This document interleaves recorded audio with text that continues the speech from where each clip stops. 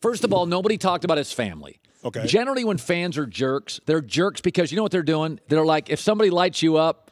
Oh, they'll give it to you. If Bernard King came down and scored on you 4 straight times, they're like, hey, okay, I don't think they're over. I mean, I've sat next to fans my whole life. Right. I don't. Now, is there racial stuff?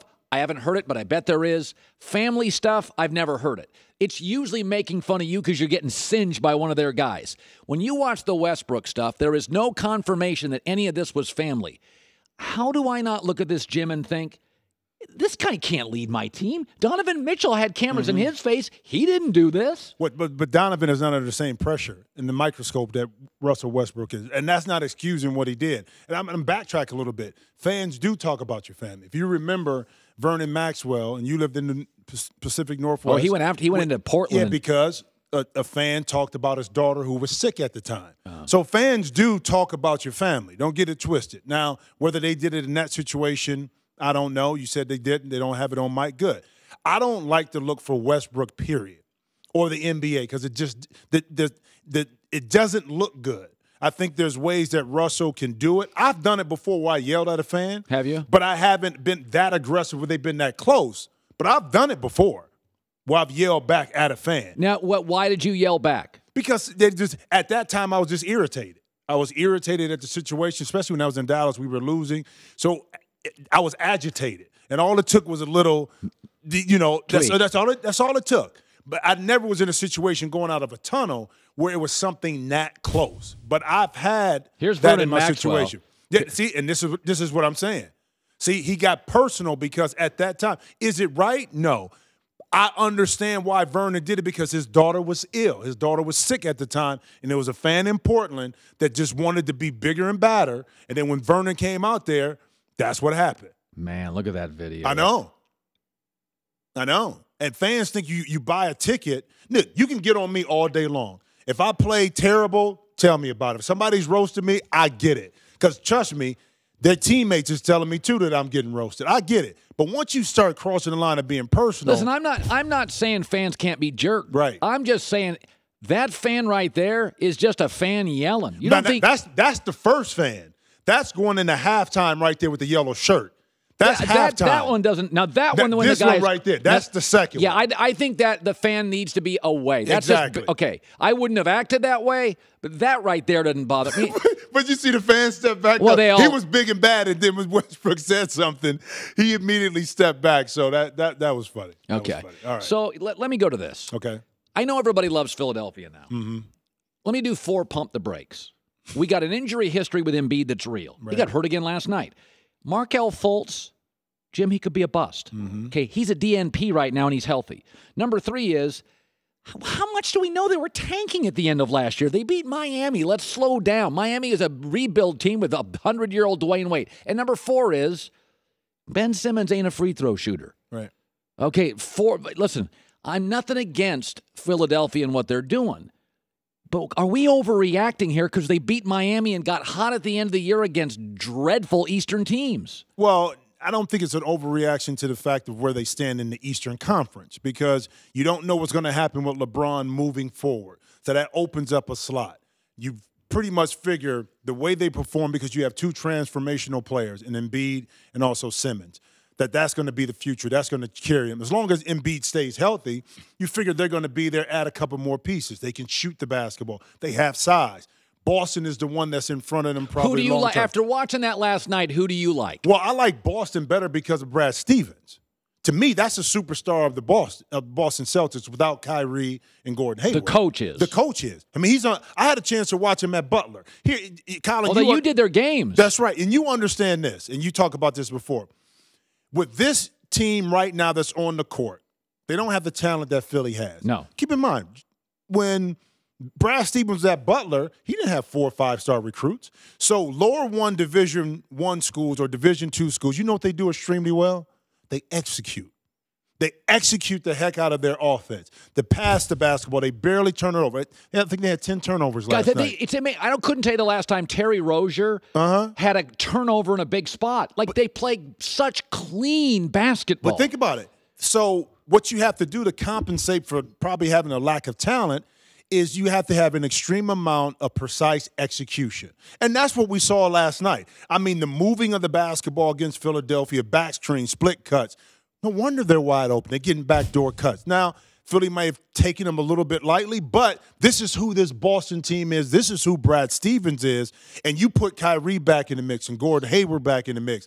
My goodness, man. I mean, for the next 5, 6, 7 years, it's going to be tough to stop. And I think what benefits them the most is that most of these guys, Tatum, Rozier, have been now in situations that forced them to have to, Jaylen Brown, to play meaningful minutes in situations. So now if I'm Boston and I'm Danny Ainge, I know my guys, Bane, I know they can perform because they have to do it now without Kyrie on the court and Gordon Hayward. So I'm watching LeBron and the Raptors, and everybody has kind of the same opinion, right? It's like, listen, Toronto's got depth. LeBron can't beat a team individually, although he just sort of did. Yeah. He led the Pacers in 9 different categories. You know, I was saying this. Sometimes the media falls in love with a team, and everybody in the media, because it's a safe take and nobody pushes back, everybody likes Toronto. Toronto's got no chance to win the championship. Right. Once Boston gets healthy in Philly, it's over. Like that, it's a cute little story. They're done. So let's not talk about that. Let's segue to LeBron James. He did something against the Pacers I've never seen. He led in 9 different categories. Right. Okay, minutes, points, field goals made, rebounds, assists, steals, blocked. Even in Michael's greatest series I ever saw him, Suns, even against the Jazz in his most heroic series, he was sick. Multiple players, Kukoc, Rodman, Pippen, Kerr, led in multiple categories. Like, just tell me, how do former NBA players, when they look at LeBron? Now, Jason Whitlock thinks he dominates in all this because he has to, because he's not a great teammate. Now, he's a relegator. I watched that Indiana series, and I'm like, I never saw Magic do that. Magic had Kareem to rebound and James Worthy to block shots. Well, the problem is that LeBron is such a different anomaly. Too much is given, much is expected. He wants to have this. He always wanted to be the kind of guy that does everything. So now you got it. You got a team right now where you have to do everything. Drive the bus, tape ankles, do whatever it takes. And, you know, the thing about it is he's so dynamic in what he does. Now, he got help in that end of the 3rd and 4th quarter. Tristan Thompson had a nice game. George Hill played extremely well. Okay, so he had the help. But no one in the history of the game has been asked to do as much. Nobody. I don't care who it is. Jordan, early in his career, before he had the talent, okay, when he was playing Orlando Woolridge, and Quentin Daly, and Dave Corzine. Yeah. Okay, he couldn't carry. He couldn't carry. When he had 63 against Boston, they lost. Okay, they lost that series. That's what I'm saying. When LeBron plays like this, he wins. Like Michael scored 1 million points. People forget Michael got swept out of the first round. Michael got, like everybody says, well, Jordan played in the East. Yeah, Detroit was great, and so was Larry Bird and the Celtics. There was garbage at the bottom of the East that Michael was losing to in those. No, there's never been a conference where all 8 teams are great. You were in this league forever. It doesn't exist. And it's just like the Western Conference had the top heavy, but the middle and the lower level wasn't that good. At that time, the East, you had Milwaukee, Detroit, Boston, Atlanta. But then some of the lower level teams, Indiana was there, but not quite into like the 90s. So, again, revisionist history. We want to make Michael seem like he played against all these great talented teams. You played during his era. But he didn't. And like LeBron, here's the thing we got to measure against. Transferable assets, okay? What do you mean? There are things that LeBron can do now that back in the 90s he would have fit in. Like what? Because his ability, because he's big, strong, athletic, can get to the basket. I think his post-up game would have been a little bit more advantageous back then, okay? So he can transfer what he's doing now back into the day. Michael Jordan, on some instances, he posted up a lot. He caught the ball at the free throw line. This is more of a three-point shooting game. See, that's been my argument with Michael. It would have been a totally different Michael Jordan in this iteration of basketball today. You think LeBron's skills transfer better to 12, 15 years ago than Michael's do today? Yes, because so do I. Because LeBron, if you look at his body of work, he's like Magic.